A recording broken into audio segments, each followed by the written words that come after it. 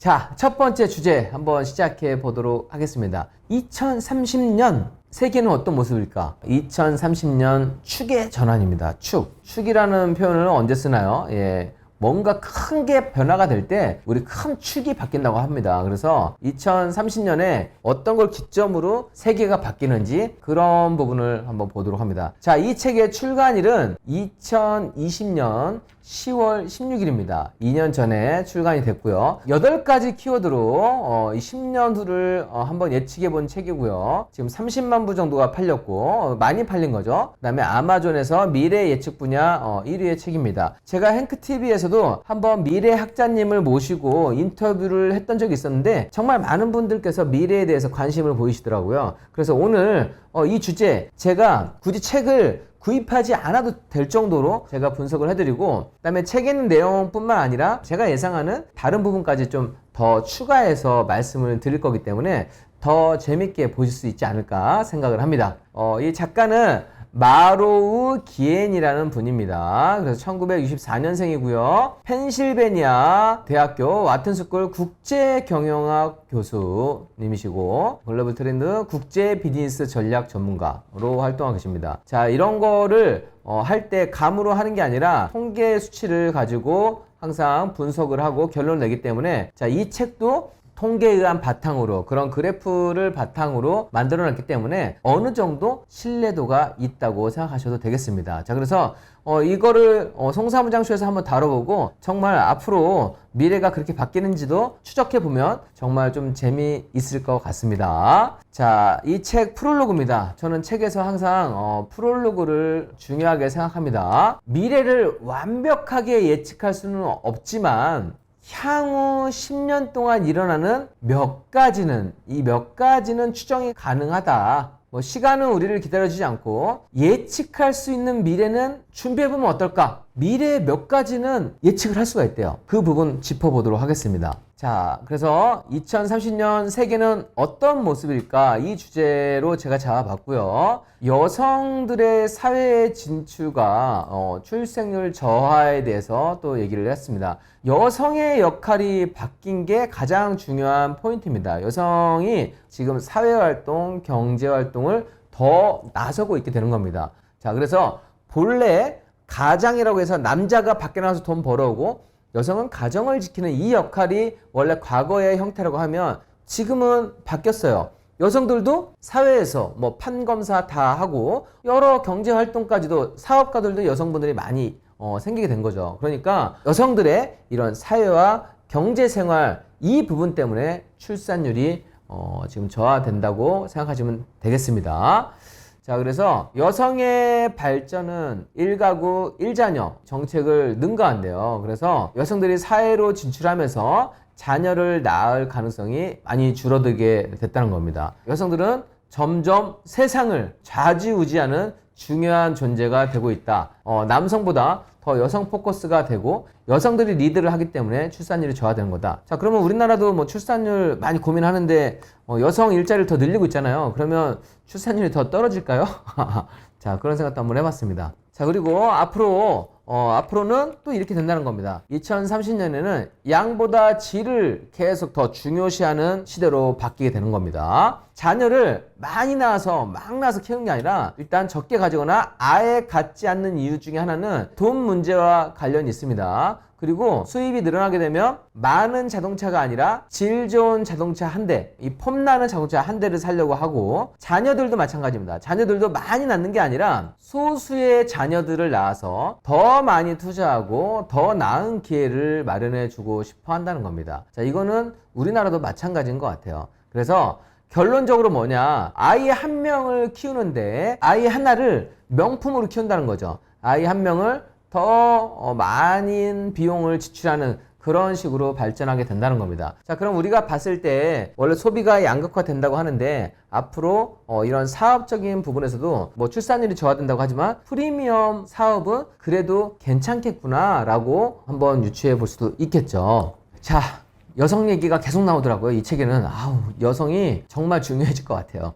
제가 부동산을 볼 때도 여성 기준으로 한다고 했잖아요. 소비의 중심이 여성이라고 했는데 부동산뿐만 아니라 많은 부분에서 여성의 이런 지위나 권력이 훨씬 더 좀 올라가게 된다는 겁니다. 자, 볼까요? 여성들은 남성보다 더 빠르게 부를 축적하고 있고요. 2030년이 되면 남성보다 여성이 더 많은 부를 소유하게 된대요. 자, 지금 우리가 여러분들 미국 부자를 보더라도 대부분 다 남성 아닌가요? 아마존, 테슬라, 이런 구글, 이런 걸 보면 대부분 남성들이 나와 있지만 2030년에는 계속 남성이 이어지는 게 아니라 여성으로 바뀐다는 겁니다. 현재는 정치나 기업 고위 인사에서 여성의 비율이 드물지만 앞으로는 여성의 비율이 점점 더 높아진다는 겁니다. 그래서 시장이 더 많이 바뀌게 되고 교육, 보건, 그 다음에 여러 분야에서 여성을 배려하는 쪽으로 여성들의 포커스가 돼서 바뀌게 된다는 겁니다. 돈 많은 여성, 권력을 쥐는 여성,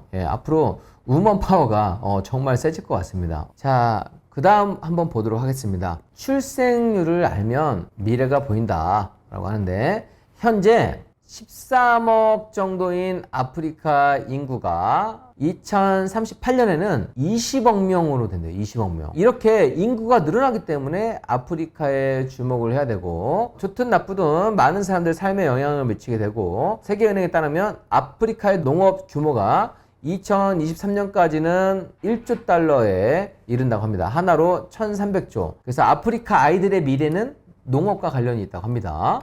자, 그리고 이거 정말 중요합니다. 별표 2개를 드리겠습니다. 자, 2030년 그러면 구매력의 핵심은 무엇이냐? 자, 오늘날 전 세계가 주목하는 세대는 23억 명에 달하는 밀레니얼 세대다. 그런데 밀레니얼 세대는 실제로는 그렇게 소비가 많은 세대가 아니다. 그래서 지금 젊은 사람들이 소비 주체가 아니란 얘기예요. 실제로 소비가 많은 세대는 실버 세대다. 실버 세대. 60대 이상이라는 겁니다. 와, 60대가 이제 돈을 쓰는 세상이 됐어요. 그래서 미국의 경우에 60세 이상이 전체 자산의 80%를 갖고 있습니다. 돈이 많이 있는 사람들이 돈을 쓸 거 아니에요. 2030년에는 이거를 그냥 노인이 아니라 소비할 수 있는 소비 주체라고 보는 거예요. 14억 명에 달한다는 겁니다. 자, 그러면 대한민국은 어떤지 좀 궁금하잖아요. 대한민국. 저도 바로 궁금해서 통계청 자료를 찾아봤습니다. 자, 2021년, 2022년. 자, 여기 보면 평균 자산입니다. 평균 자산이 4억 1천, 4억 5천. 이건 전체 평균 자산인데, 자, 29세 미만이면 지금 1억 원이 안 돼요. 8천만 원. 30대가 되면 2억 8천, 2억 8천, 2억 9천이 되고, 40대가 되면 자산이 4억 3천, 4억 6천이 됩니다. 자, 50대가 되면 50대가 가장 1등이에요. 지금 50대가 4억 6천에서 지금 5억 3천으로 지금 올라갔습니다. 네, 맞습니다. 지금 여기도 보면 50대가 자산이 가장 많아요. 예, 그리고 60대도 적은 편이 아닙니다. 이제는 모시고 사는 게 아니에요. 자, 이분들이 10년 후면은 60대가 되겠죠. 10년 후 60대가 되면 아까 그 기사랑 딱 맞게 되는 겁니다. 이게 50대 가구가 5억 3,473만 원이고 증감도 14.6%로 가장 많이 좀 증가하고 있습니다. 우리나라도 마찬가지로 소비의 주체가 이제 실버로 바뀌게 된다고 예상을 해도 된다는 얘기입니다. 그러면 어떤 사업들이 앞으로 뜰까? 자, 지금 소비의 주체잖아요. 그래서 노인분들은 아이들을 다 출가시키고 나서 강아지를 데리고 있는 경우가 많아요. 그래서 반려견하고 함께 할 수 있는 요양원, 반려견도 자식이잖아요. 그래서 이런 요양원은 한국에도 너무 인기가 좋다고 합니다. 그리고 프리미엄 실버타운, 자, 이것도 앞으로 좀 유망할 거고, 그 다음에 최근에 노인분들이 보는 프로를 보시면 답이 나와요. 항상 자연과 함께 있는 그런 프로들을 많이 봅니다. 그래서 뭐 자연, 섬, 교통수단도 많이 좋아지기 때문에 이런 자연과 함께 할 수 있는 이런 상품들도 앞으로 많이 유망할 거라고 예상을 하게 됩니다. 그래서 저는 지금 키즈 포레를 하고 있지만 앞으로는 실버 포레도 한번 해볼까 그 생각을 했습니다. 노인분들이 와서 펜션 와서 뭔가를 더 할 수 있는 그런 프로그램이 있는 이런 공간이 앞으로는 더 유망할 수 있을 거라고 생각합니다. 자, 그리고 여러분들 이거 한번 말씀드릴게요. 에어비앤비 우리 많이 하고 있잖아요. 에어비앤비 탄생 배경, 사실 외국에서 먼저 나왔잖아요. 외국에서 마찬가지로 출산율 저하로 집에서 빈방이 늘어갔다는 거예요. 그러니까 노인분들이 집을 통해서 수익을 창출할 수 있는 방법을 고민하다가 내 집을 일부만 렌탈해주는 방식으로 나오게 되면서 에어비앤비가 나오게 된 겁니다. 그래서 에어비앤비도 보면은 원래 실버 세대를 위한 상품이라고 생각하시면 되겠습니다. 우리나라에서는 지금 젊은 분들이 렌트를 해서 하지만 실제로는 집을 갖고 있는 분이 자식들은 다 출가하고 빈 방이 있으니까 이거를 여행지에서 함께 공유하는 시스템에서 나오게 되었다라고 이해하시면 되겠습니다. 자, 그리고 건강하고 활력 넘치는 노년. 와, 이제는 노인이 아니에요. 건강한 노인이에요. 건강하고 또 활력도 넘쳐요. 자, 많은 사람들이 예전에는 장수라고 했잖아요. 그래서 단순히 그냥 오래 사는 게 아니라 이제 잘 사는 거에 초점을 두기 시작했습니다. 잘 산다고 하는 거는 건강하고 또 활동적이고, 그러니까 삶을 좀 재밌게 사는 거죠. 자, 그런데 다행인 거는 점차 의학 기술이 지금 발전하고 있어요. 그래서 나이가 들어도 건강한 신체를 이제 유지할 수 있게끔 됐습니다. 그리고 노인 세대의 경우 원래 술과 담배 이런 걸 많이 했는데 흡연율도 현저하게 떨어지고 있고, 그러니까 삶의 질이 떨어지잖아요. 흡연을 하게 되면. 그리고 운동량은 지금 늘어가고 있습니다. 자, 그러면 어떤 거 데이터를 볼 수 있는지 한번 보도록 하겠습니다. 불로장생이, 그 진시황이 그토록 원했던 그 불로장생이 꿈이 아니라 이제 현실이 됩니다. 현실이. 그래서 보면 이 왼쪽에 있는 게 이게 늙은쥐예요. 예, 이게 늙은쥐인데 이 늙은쥐한테 주사하니까 이 쥐가 이렇게 바뀐 거예요. 흰털 많은 쥐가 이렇게 새카맣게 딱 젊은 쥐로 됐다는 겁니다. 자, 그래서 우리가 원래 지금까지는 노화를 억제하고 방어하고 이런 예방이라고 생각했는데 이제는 노화가 병이라는 거예요. 이거를 치료할 수 있는 기술이 딱 나왔다는 겁니다. 지금 예상으로는 앞으로 8년 정도 후에 인간도 불로장생을 살 수 있다. 왜 8년이냐? 쥐는 성공했어요. 쥐 다음에 지금 영장류를 하고 있어요. 영장류 실험이 다 끝나면 8년이 되면은 이제 그때 인간에게도 적용할 수 있는 제품이 나온다고 합니다. 그래서 여러분들 이 사진 보이시죠? 사진 보면 이렇게 실버에서 20대로 팽팽해지는 거죠. 팽팽해지는 거죠. 그래서 준비했어요, 여러분. 그래서 준비했어요. 2030년에 송사무장의 모습 궁금하지 않습니까? 바로 이 얼굴입니다. 오, 똑같아. 이렇게 그냥 계속 안 죽고 사는 거야, 불로장생. 오, 누구죠? 송사무장이라니까 누구죠, 지금? 알았어요. 하나를 더 보여줄게, 하나를. 자, 송사무장. 지금 이렇게 보면은 이제 딱 저 모습 나오는 거예요, 지금. 예. 이렇게 딱 보면은 이제 저 모습 나오는 거예요, 그냥. 반응 너무 뜨거운데요? 저 모습 될 거라니까 왜들 놀라고 그러시는 거죠? 여러분들 2030년 되면 이렇게 살 수 있다. 의학도 발달되고 불로장생 할 수 있다. 그럼 여러분들 뭘 해야 되겠어요? 가난한데 오래 살면 고통스러워요. 그런데 돈이 많은데 건강하고 오래 살면 너무 행복한 거예요. 그러니까 돈 많이 모아놔야겠죠. 그죠? 예. 지금 노후는 100세 시대까지를 예상해서 모아놓은 건데 사실은 그보다 더 오래 산다고 하면 이제는 재테크가 필수인 시대가 되었습니다. 자, 다시 나머지 부분 한번 보도록 하겠습니다. 세계 소비 중심의 변화가 됩니다. 여러분들 항상 미국 하면 소비하는 국가예요. 미국은. 그런데 그래서 미국하고 서유럽에 대해서 지금까지 기업들이 소비의 좀 중심이었다고 봐도 과언이 아닙니다. 그런데 2030년에는 그렇지 않습니다. 2030년에는 중국, 그 다음에 인도가 그 역할을 대신하게 되는 겁니다. 즉, 소비의 주체가 어디로 넘어가느냐? 예, 아시아가 소비의 주체가 되는 겁니다. 지금도 중국의 알리바바가 아마존보다 훨씬 더 큰 매출을 올리고 있고, 이 마카오 카지노가 우리 라스베가스가 훨씬 크다고 생각했는데 매출이 5배가 더 많대요. 이건 어마어마한 거거든요. 마카오 그렇게 작은 땅덩어리인데. 또 이것도 있습니다. 중국은 앞으로 10년, 20년 정도까지만 매력적이고 인도가 더 괜찮다라는 겁니다. 인도가. 그 데이터도 한번 보도록 할게요.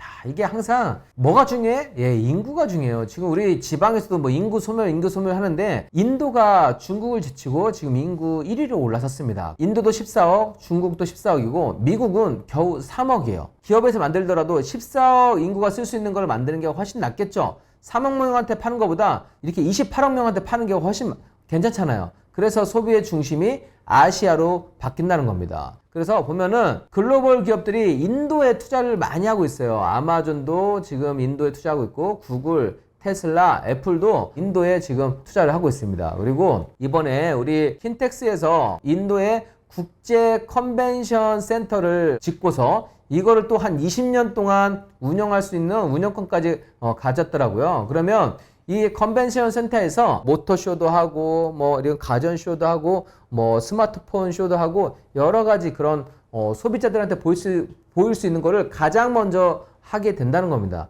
즉 앞으로 여러분들이 시장에서 어떤 게 주도권을 잡을 것이냐, 인도, 중국, 아시아를 보면 된다는 겁니다. 자, 그리고 마지막으로 이제 새로운 기술이 발전하면 기존 것을 대체하게 되는데, 자, 이제 로봇이 인간의 노동력을 많이 대체하게 된다는 겁니다. 지금 로봇뿐만 아니라 우리 AI라고 하죠. 인공지능.